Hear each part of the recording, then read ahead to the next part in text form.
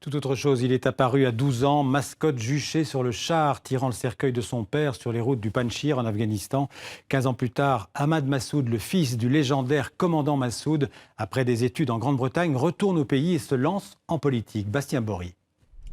Dans cette vallée du Panjshir, Ahmad Massoud rend visite à son père. Autour de lui, un mausolée a recouvert les cratères de bombes, symbole d'une résistance révolue.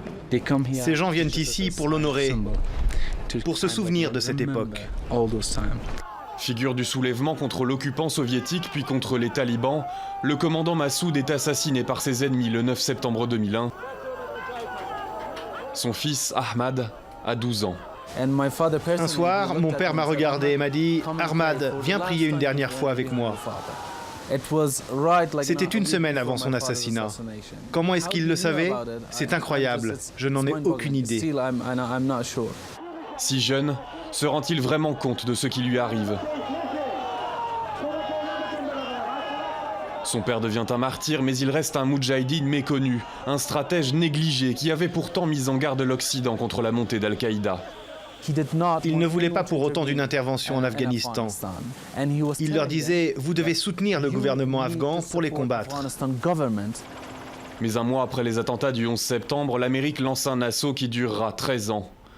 Aujourd'hui, le relais est passé à l'armée afghane, mais pour Ahmad Massoud, le gouvernement d'Ashraf Ghani a échoué.